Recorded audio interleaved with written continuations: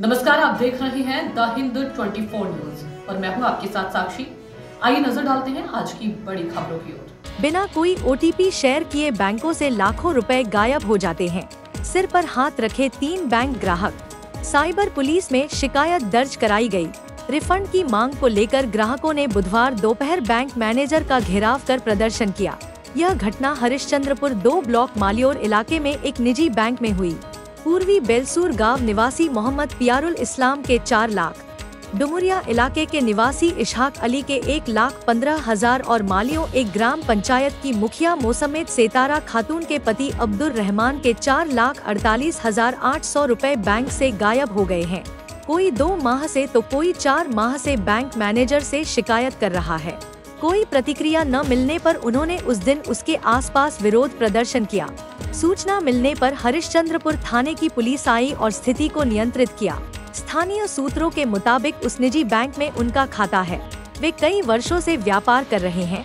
आरोप है कि उन्होंने किसी को कोई ओटीपी नहीं दिया, यहाँ तक कि फोन पर कोई निजी संदेश भी साझा नहीं किया।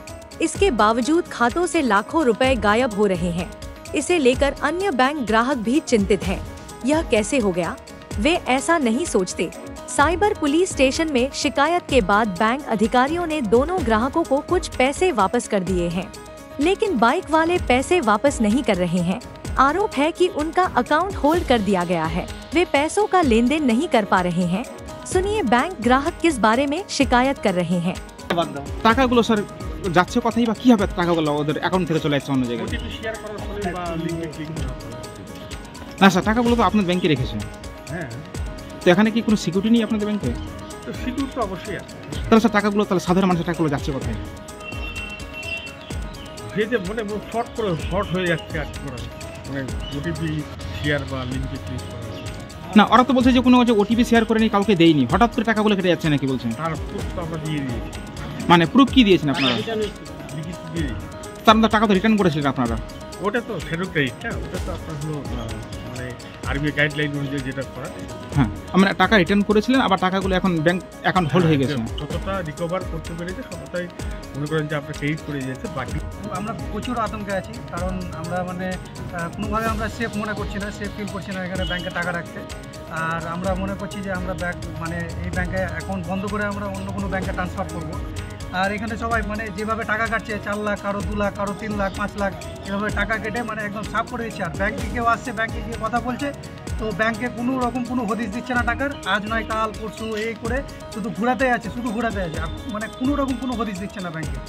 আর যখন একটু বেশি কিছু বলা যাচ্ছে ওদেরকে, পুলিশ ডেকে এই বুঝুম বাজুম বুঝিয়ে দিচ্ছে যে আবার চলে যাও তোমরা, মানে এরকম। আমরা আসছি এই সামনে মানে রমজান মাস ছিল, রমজান মাসেও আমরা মোটামুটি 4-5 বার এসেছি, তাও মানে কোনো রকম কোনো হদিশ নাই। আজকে ওরা বলছে যে বড় ম্যানেজার আসছে, এই ম্যানেজার আসছে। বড় ম্যানেজার এসে বলে গেল যে 2 দিনের মধ্যে টাকা ঢুকে যাবে, কোনো রকম কোনো টাকা ঢুকেনি। তো এরকম হচ্ছে, আমরা প্রচুর আতঙ্কে আছি। আর সবাই আমরা সব ব্যাংক হোল্ডার সবাই আতঙ্কে আছে। পরপর ট্রানজ্যাকশান 8টা হয়, আর ঘুমে থাকা অবস্থা। তারপরে আমি ঘুম থেকে উঠে দেখি আমার 8টা ট্রানজ্যাকশানে 4 লক্ষ টাকা 50-50 করে কেটে নিয়েছে IMPS আর NEFT-তে। তারপরে আমি 6টা প্রায় ব্যাংকে স্টাফের সাথে যোগাযোগ করার পরে 19:30-এ কল করতে বলে। কল করার পরে ওরা একটা হোয়াটসঅ্যাপে ফরম্যাট পাঠায়, আমি ফিল আপ করে এবার ওরা ওখান থেকে সাইবার থেকে একটা অ্যাকনোলেজমেন্ট নম্বর দেয়। তারপরে 3 ফেব্রুয়ারি আমি আসি, ব্যাংকে স্টেটমেন্ট দেয়। ওরা বলে থানাতে একটা কমপ্লেন করো। থানা গেলাম, ওরা বলছে না কোনো FIR করা হবে না, থেকে যায়। তারপরে আমি এই 12 ফেব্রুয়ারি তখন ব্যাংকের পক্ষ থেকে 2,50,000 টাকা ঢুকানো হলো।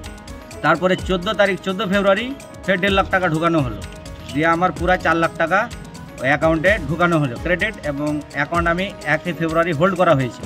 অ্যাকাউন্ট হোল্ড থাকা সত্ত্বেও ফের 25 ফেব্রুয়ারি আমার অ্যাকাউন্টটাকে রেগুলার করে দেয় এবং 1,25,000 টাকা রিফান্ড করা হয়। 2,75,000 টাকা এখন ওদের আন্ডারে আছে। ওরাকে যখন বলি টাকা দিতে হবে, ওরা বলছে ঠিক আছে, আমরা মেল করতে আসি, দিব এভাবে আমাদের প্রতিশ্রুতি দিচ্ছে, কোনো আমাদের সলিউশন করছে না। এখন আমাদের কথা একটাই, আমরা টাকা চাবো, ব্যাংকের কাছে টাকা রেখেছি, ব্যাংকে আমাকে টাকা দিতে হবে।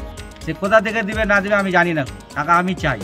আপনি কি এই ব্যাংকে লেনদেন করতেন? হ্যাঁ, লেনদেন করতাম। কত বছর ধরে লেনদেন চলছে? আমি 2015 সালের অ্যাকাউন্ট হোল্ডার। তো টাকাগুলো যাচ্ছে কোথায় কিছু বলছে না? ওরা বলছে কোথায় এক্সেস, কোথায়।